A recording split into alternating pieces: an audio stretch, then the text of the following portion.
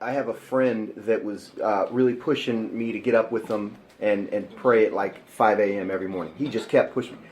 And he's like, Scott, you need to do this. I got pulled over like 4 times last month, and every time the cop let me go, I'm seeing miracles. And I'm like, first of all, I think we need to talk about your speeding issue. And I was like, what were you doing? And, I mean, it was totally a side note. And he says, oh, Scott, I wasn't doing anything. I wasn't even speeding. I just get pulled over all the time. This man, Trent, if you're listening, he probably will be. Trent T told me this story. And I believe him when he told me he wasn't speeding. He was just happened to get pulled over about 4 times a month. Wow. And I mean, this was just a story in passing of like, hey, you should get up and pray because, we get covered. And then, as a side note, I got off the hook 4 times getting pulled over. Which leads me to my next question. I want to start with you, David.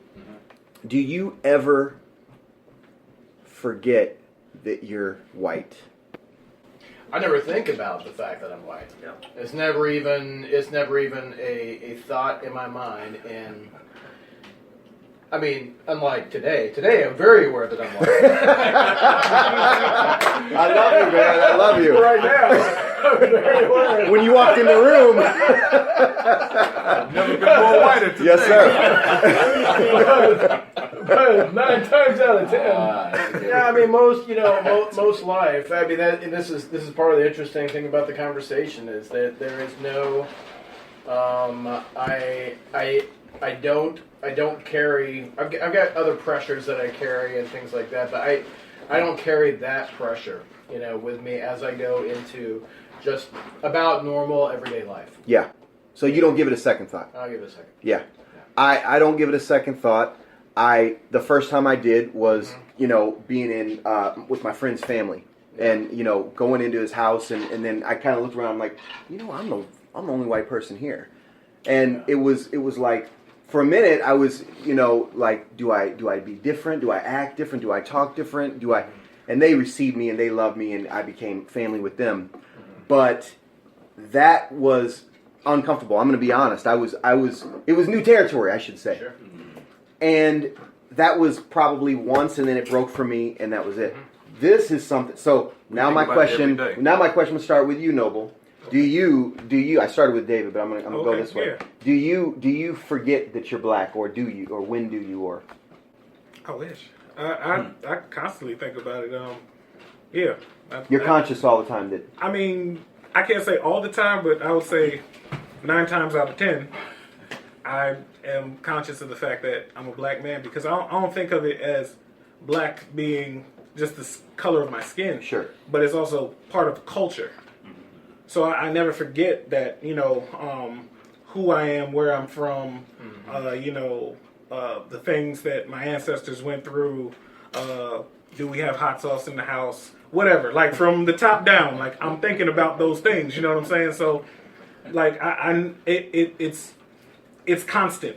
It's constant. Like I can't say, like when I go before God, I never go, well, let me take off my blackitude and all this. Like I go before God, He knows I'm a black dude. Like, You know what I'm saying? So, I know that, of course, I am a spirit man. You know what I'm saying? Like I get that, but I never have to disassociate myself from that identity. You know what I'm saying? Do you ever forget you're black, or are there times when you're really not conscious of being black? If that makes sense. As in we ain't. I forget I'm white all the time. I ain't. You know what I mean? I don't give it a second thought. But I think I'm always thinking about the fact that I'm black. But even when you're with a family or other African American communities. Well, my situation is different. I think due to the fact that like I grew up where I was always the outcast kind of. Okay. So it's like for me, even when I'm with family, I'm like, where do we connect? Because I do the same thing. Like I figure out where I connect with people, and I focus in those areas. That's why I can sit amongst a whole bunch of white people and be comfortable in my discomfort. Yeah. Because I focus on why we're together. That's amazing. You know what I'm Being saying? comfortable in my discomfort. That's a title of a movie. That's a title of a. Okay. Noble said it first. Noble said it first. Trademark. But I asked my friends. I was probably 15 years old, and I was just like, I just thought it was neat that we looked different. And but I was always curious about these things. And I remember asking my friends, my black friends, and one of them said, "Never do I forget that I'm black," and one of them said, "Only when I'm with my family do I not think about it." But Kevin, what about you? Yeah, I'm always thinking about being black. When I go to the grocery store, when I go to, anywhere that, I feel like I may be watched, or I may be, you know what I mean? Like uncomfortable situations, like you said. I'm always aware. I play drums at a church out here in the suburbs. Like I played drums around here. Yes. A lot of northwest suburban churches, and majority of the time I'm always the black guy on drums. You know what I mean? And it's Did you play drums at Life Changers? Yes, you did. yeah. I was going to say.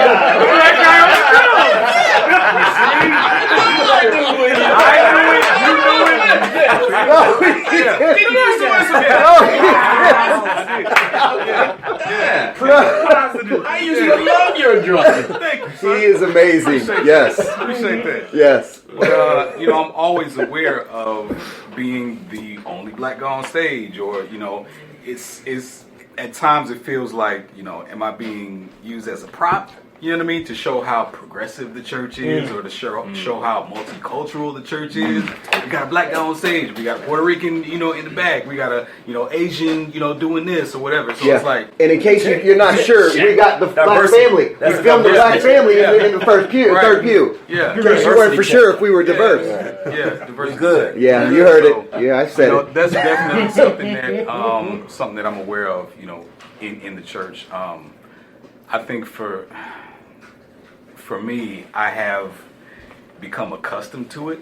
Become accustomed to being, the white or the black guy at work. You know what I mean? And I've learned to, like you said, suppress who I am. Yeah. So when I go to work, they think I'm quiet.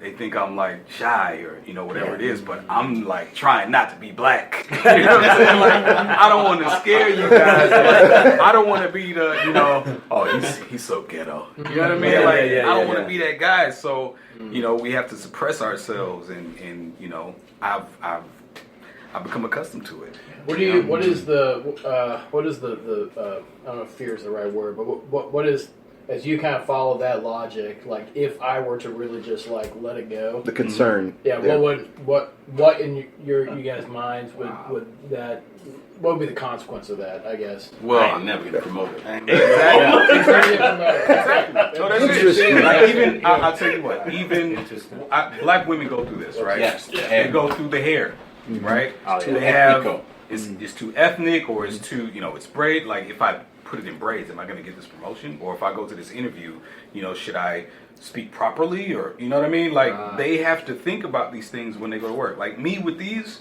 like I got this because of quarantine, right? I didn't know what to do with my hair, so I had my wife braid them into this. Okay. So now we're starting to go back to work. Now I'm thinking like, man, should I cut it? And Kevin's very ethnic today. Take a picture of this, send it to the CEO so we can put it in the newsletter. You know what I'm saying? Like, so these are things. Exactly. Diversity. He's one of those. Right. Right. He's that guy. So it's like it could be either seen as a threat or celebrated too much. Yeah. And losing out on opportunities because being seen as a threat. People who normally would be accustomed to talking to you because you're ethnic or different, it's like, but you're not too different. Like we're the same except your skin is different. You know what I'm saying? There's a certain, especially when it comes to employment, there's a certain camaraderie in that. Like I have black friends. You know what I'm saying? But if your black friends started to act as they act comfortably, then you might not have black friends. Wow. And a large portion of it is because when we're depicted on television, whether it's the news or it's like fictionalized, it's normally something sensationally violent, or we're seen as clowns or extra loud and things of that nature. So we have to prove we have to prove that we're not that type Yeah. of black person. It's like, Right. no, I'm the other kind of Negro. Right. Like you got to the do good that. kind. You know what I'm that's saying? right. I'm safe. Exactly. Yes. Yeah. Exactly. It's branding. Yeah. Mm-hmm. Yeah. So if Because you're it's either a threat or an entertainment. If you're this, multi-million-dollar corporation, Yeah. and you're in management, and all of a sudden you start showing up, expressing yourself as you would within your culture, Uh-huh. it's like, whoa, wait a minute, we done promoted this guy, we didn't know, and so he doesn't fit the brand, so we've got to, Okay. All right. move him back here Yeah. and get someone else here that can stand in front of the brand. So it's And they don't say, we're moving you because you're acting too black. They'll say things like, well, we don't think that he carries the values that this company, like they have to come Yeah. up with different Or something, stuff. yeah. And It's not a racism right isn't fit. right. Yeah, Right, exactly. right. Racism isn't the same as it was, when it was in your face. Yeah. And so there's a whole bunch of subtlety. So like what they call it now is microaggressions, where somebody's acting a certain way towards you, and you're like, are they acting that way because they're racist? So in the back of your mind, like, I don't know how many conversations I'll have in my head, like, treat me like that because I'm black. Like, I constantly am thinking, are they doing this because, because when Tom is angry at work, it's Tom is showing himself as, and Tom is Assertive. Tom for the people at home is the I guess the Token. the regular white guy. Yeah. Yeah. When Tom acts a fool at work, it's like, wow, Tom is really upset. I can understand. This is a situation. Right. When I act crazy at work, it's, wow, he's an angry black man that I was expecting. Because they're always waiting for it. Like it seems like there's always a wait. Right. the stereotype will come out eventually. Exactly. Rashad, question to you. This is- You forget you're black. I think I do. I'm reminded very quickly, but I'm downtown, man. I'm a loop guy. I'm moving. I'm shaking. And so I'm not. I have so much other stuff on my mind that I'm not conscious of. I'm not processing that. Hey, I'm walking around here and I'm a black man. So if I'm in my car, when I go home tonight, and I'm going 75 and a 50, because I will be. No, I won't. I'm grateful. Right. If I see a trooper, if I see anything that could be perceived as a threat, it's going to be immediate reminder. If I'm downtown and I'm off the train and everybody's moving and I'm just thinking, man, I got to get to work, I got some stuff to do, and I end up too close up on somebody, it's a reminder. Yeah. Do you remember who you are? Yeah. Do you know who you are? Yeah. If I'm running to the store and I'm not thinking about it, I just got to go over there, I got to get some deodorant, and I step into that store and I'm the only one of me in there. Yeah. It's a reminder, and so it's not so much that it's I'm thinking about it, because I want to think about it, But you're reminded daily, and you didn't even ask to be reminded. Yeah, it's just one of those things. Like, man, I've got to act a part. Like, I know who I am. I know what's seen. Like my son was the same one. The one that's 11 now. I think he was about 8. He went into the Jewel, and the guy's bagging the groceries, and he goes up to the guy and he says, "It's a white guy, white kid." He said, "Hey, is there any people that look like me that work here?" And the kid, my innocence wife of is it. calling me. She's like, the kid was like, he looked at her and he mouthed like, and my wife had to say, yeah. And he's like, yeah, they've worked here before. He was a kid, but Yeah. my son at 8 was conscious of that. Yes.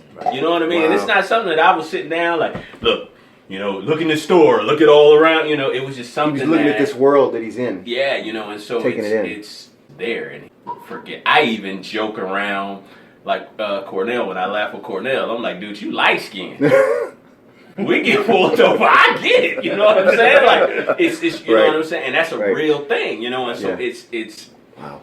I'm conscious in that way. Like, dude, this is a real thing. I won't even go to certain places.